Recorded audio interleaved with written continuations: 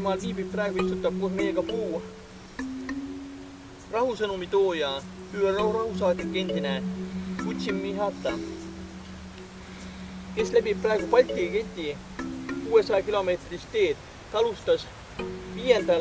juulil Tallinnast ja lõpetab 21. septembril Vilniuses. One small steps is a kind of example that everybody can do small action, but if gathers, this kind of small action becomes big differences.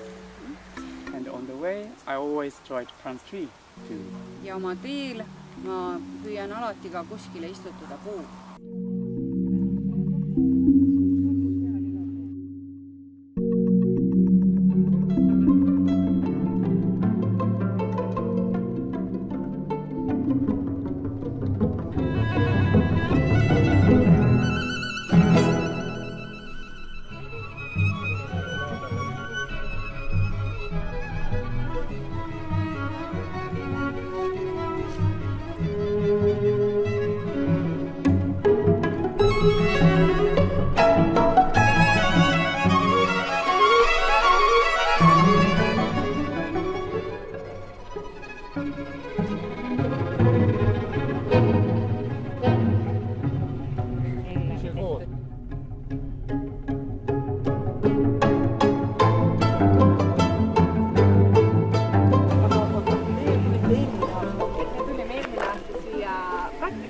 Praktikale ja ma mõtlen, aga keel on juba nii lihtsalt. Ja mul on hästi hea keele.